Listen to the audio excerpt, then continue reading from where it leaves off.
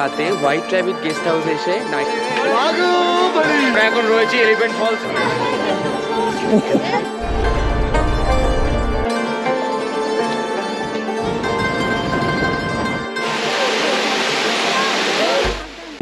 Good morning. Good morning. Morning morning. আজকে আমরা blog করব না, সবাই আমাদের সঙ্গে যারা যাচ্ছে ঘুরতে এরাই সব ব্লগ করবে।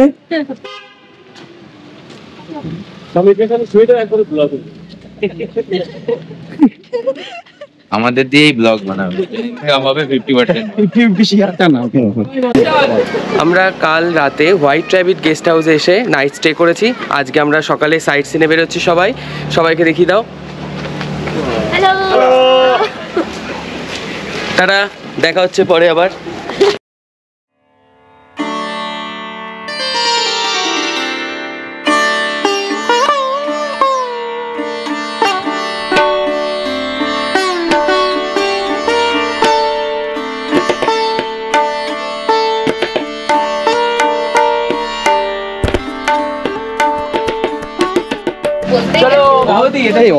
সেই লাগছে ওকে না, এখানকার অধিবাসীদের মতনই লাগছে অতনুকে।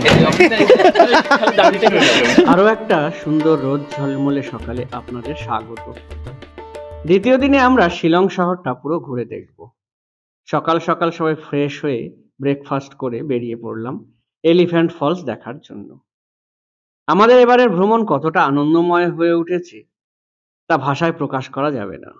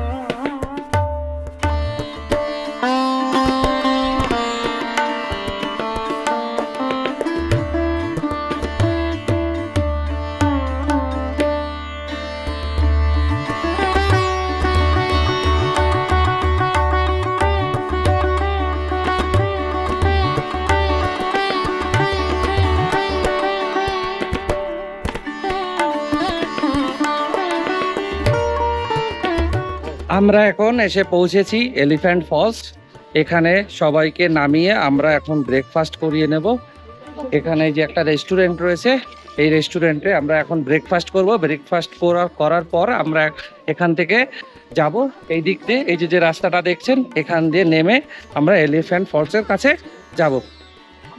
সবাই এসে বসছে, খাবারের অর্ডার করা হচ্ছে, সবাই ব্রেকফাস্টের জন্য ওয়েট করছে।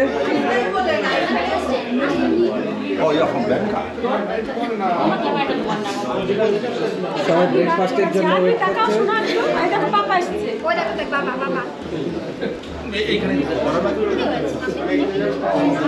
ভালোভাবে নে।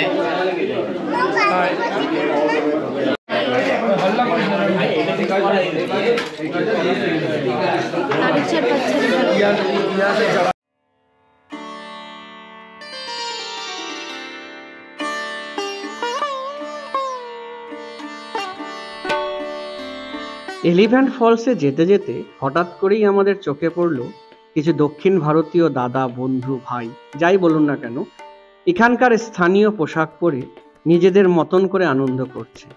আপনারাও চাইলে এখানকার স্থানীয় পোশাক পরে ছবি তুলতে পারেন।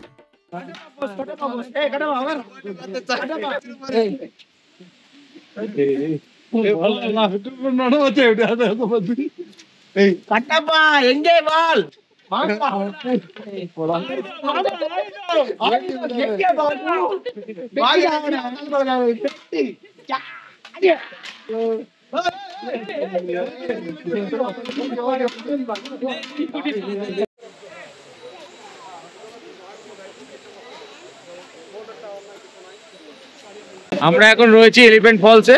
এই যে এলিফ্যান্ট ফলস, আমরা এসে পৌঁছালাম শিলংয়ের এলিফ্যান্ট ফলসে। এটি মেঘালয়ের অন্যতম জনপ্রিয় পর্যটন কেন্দ্র। স্থানীয় খাসি ভাষায় এই জলপ্রপাতের আরেকটা নাম হলো কা খেদ লাই পাতিং খহসিউ, যার অর্থ 3 ধাপের জলপ্রপাত। এই জলপ্রপাতটি 3টি স্তরে নেমে এসেছে এবং এর চারপাশে সবুজ বনানী এই স্থানটিকে আরো মনোমুগ্ধকর করে তুলেছে। প্রথম ধাপটি খুব চওড়া এবং এটি গাছের মধ্যে লুকানো থাকে। দ্বিতীয় ধাপটি তুলনামূলক ছোট এবং শান্ত। সবচেয়ে লম্বা এবং দর্শনীয় ধাপটি হচ্ছে তৃতীয় ধাপ। এর স্ফটিক স্বচ্ছ জল বিভিন্ন আকৃতির ধারালো পাথরের ওপর দিয়ে নেমে আসে। এলিফ্যান্ট ফলস শিলং শহর থেকে প্রায় 12 কিলোমিটার দূরে অবস্থিত। ব্রিটিশ আমলে জলপ্রপাতের পাশে হাতির মতো দেখতে একটি বিশাল পাথর ছিল। সেই কারণে এই জলপ্রপাতের নাম এলিফ্যান্ট ফলস রাখা হয়। কিন্তু 1897 সালে এক ভূমিকম্পে সেই পাথরটি নষ্ট হয়ে যায়। জলপ্রপাতের চারপাশে সবুজ গাছপালা এর সৌন্দর্য আরো বাড়িয়ে তোলে। প্রকৃতির মাঝে কিছুটা সময় কাটানোর জন্য এটি একটি চমৎকার জায়গা। জলপ্রপাতে পৌঁছানোর জন্য প্রায় 150টি ধাপ নিচে নেমে যেতে হয়, যা শিশু ও বয়স্ক ব্যক্তিদের জন্য কিছুটা কঠিন হতে পারে। তবে প্রথম ও দ্বিতীয় ধাপে বসার জন্য বেশ কিছু বেঞ্চ রয়েছে, যেখানে বিশ্রাম নিয়ে আপনারা খুব অনায়াসেই পুরো জলপ্রপাতটা ঘুরে দেখতে পারেন। ভিতরে কিছু রয়েছে? হ্যাঁ, ভিতরে দেখলাম অনেক কিছু রয়েছে, একটা গুহা, বেশ ভালো লাগলো গিয়ে। Thank you.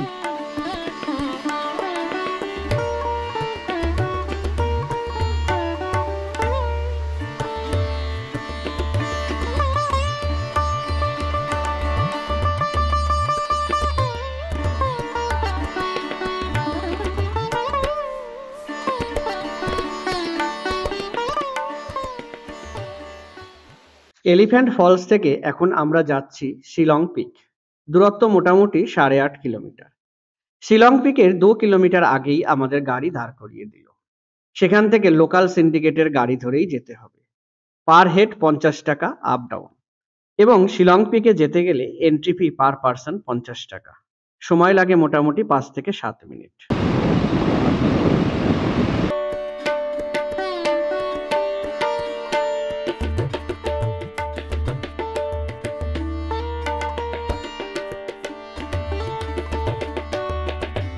আমরা এখন চলে এসেছি শিলং ভিউ পয়েন্টে।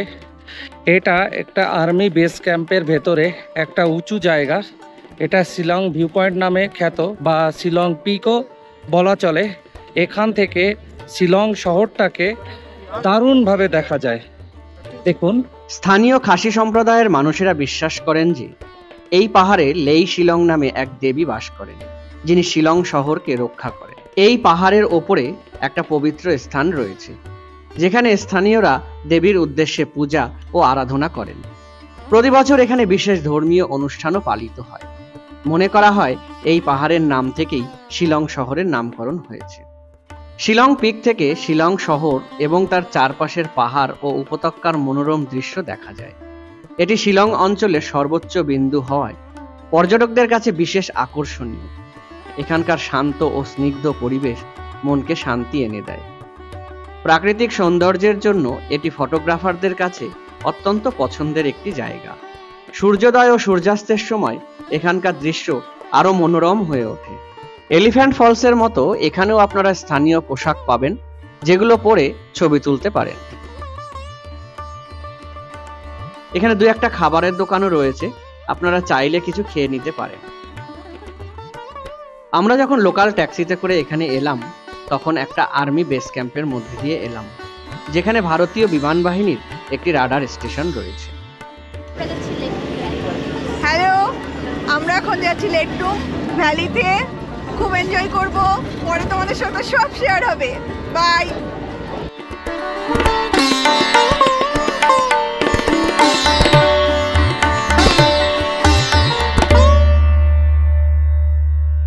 আমরা এখন চলেছি লেটলুম ভ্যালির দিকে। এখান থেকে আর হয়তো 30 থেকে 35 মিনিট লাগবে। আমরা সবাই একসঙ্গে ট্রাভেলারে করে চলেছি। সবাই আনন্দ ফুর্তি করছে, মজা করছে, ডান্স করছে।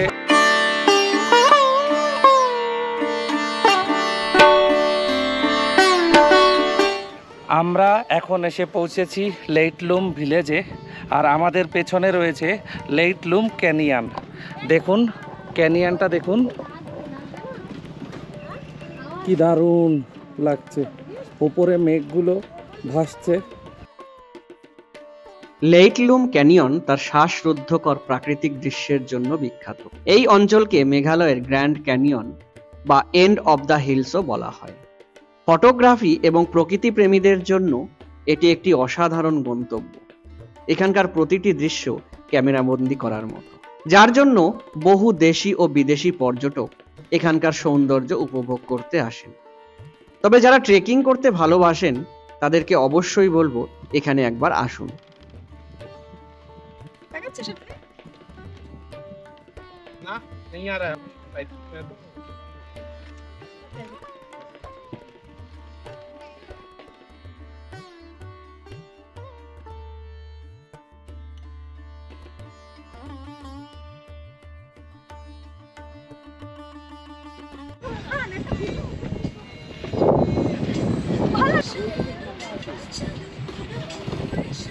আমরা খাবার জন্য একটা হোটেলে দাঁড়িয়েছি।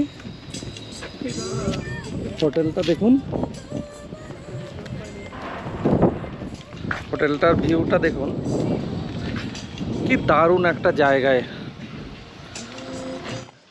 किसका है ये तुमको इंतजार में हूं ना, देख लो इधर तो एक बार मैं हूं ना। লেটলুম ক্যানিয়ন থেকে ফেরার পথে আমরা এই অসাধারণ জায়গায় লাঞ্চ করার জন্য দাঁড়ালাম। কেন জায়গাটাকে অসাধারণ বললাম, না দেখলে বুঝতে পারবেন না। চারিদিকে পাহাড়ে ঘেরা দুর্দান্ত জায়গা, আর এই হোটেলের খাবার দাবারও ছিল অতীব সুন্দর। কিন্তু তার থেকেও বেশি ভালো ছিল এখানকার স্টাফদের ব্যবহার।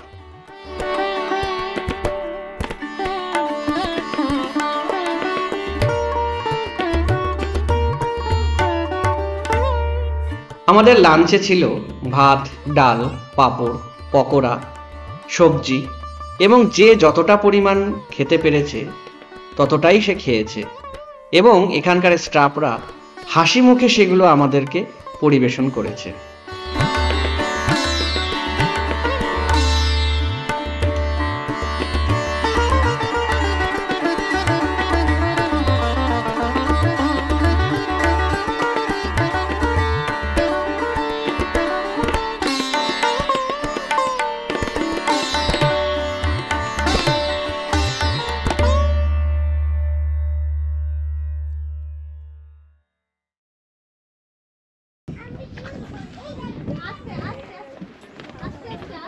বসো বসো।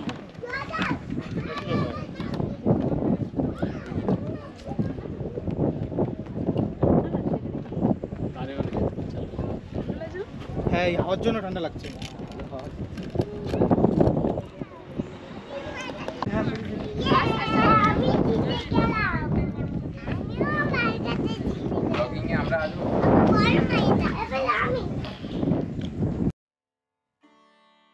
শেষ বিকেলের লাল সূর্যের মতো তুমি, আমাকে আধারে রেখে গভীর সাগরে তুমি যাও ডুবে।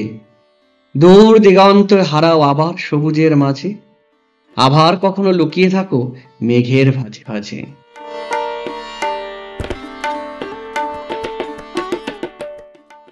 শেষ বিকেলের লাল সূর্যের মতো তুমি, রক্তমাখা মুখখানা তোমার রোদে ভরপুর, গায়ে তোমার আগুন জ্বলে, থাকো তুমি সন্ধ্যাকালে আমায় ঠেলো বহুদূর।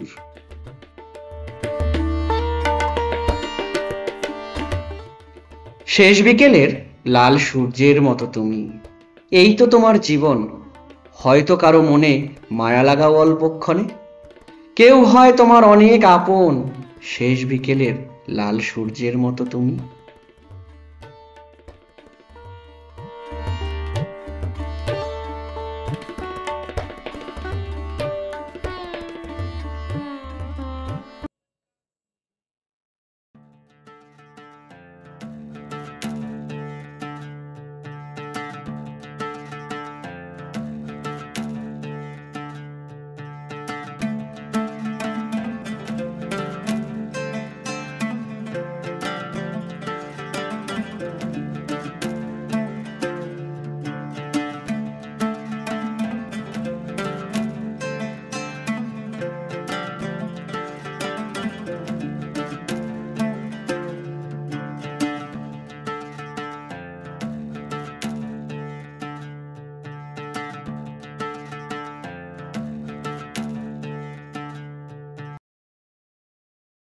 অবশেষে আমরা এসে পৌঁছালাম ওয়ার্ডস লেক, যেটি শিলংয়ের প্রাণকেন্দ্রে অবস্থিত।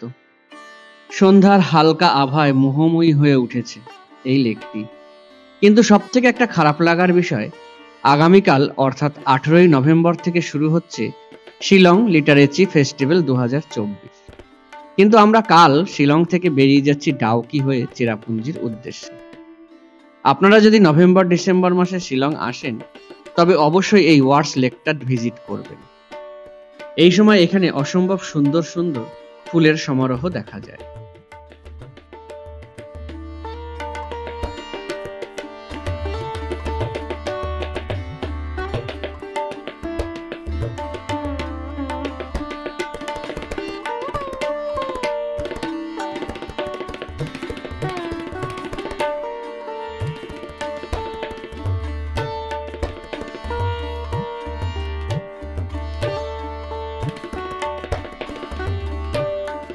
হোটেলে ফিরেই সরাসরি পৌঁছে গেলাম ডিনার করতে। আজ ট্রাভেলার্স গ্রুপের পক্ষ থেকে এক বিশেষ ডিনারের আয়োজন করা হয়েছে। শিলংয়ের কলকাতা স্টাইলের বিরিয়ানি। আমরা তো সবাই খুব খুশি। দ্য ট্রাভেলার্স গ্রুপের এই ধরনের বিশেষ পরিষেবার জন্যই বলতে পারেন আমি বারবার এই গ্রুপের সঙ্গে বেরিয়ে পড়ি। আপনারাও চাইলে নির্দ্বিধায় বেরিয়ে পড়তে পারেন এই গ্রুপের সঙ্গে। এই গ্রুপের নাম্বার স্ক্রিন এবং ডেসক্রিপশন বক্সে দিয়ে দিলাম। কালকে আমরা এখান থেকে যাব চেরাপুঞ্জি। আমরা রাস্তায় দেখে নেব মাউলিলং ভিলেজ, ডাউকি এবং লিভিং রুট ব্রিজ। আজকের ভিডিও এই পর্যন্তই। সবাই সুস্থ থাকবেন, ভালো থাকবেন। যারা চ্যানেলটি এখনো সাবস্ক্রাইব করেননি তারা অবশ্যই চ্যানেলটি সাবস্ক্রাইব করে আমাদের পাশে থাকবেন।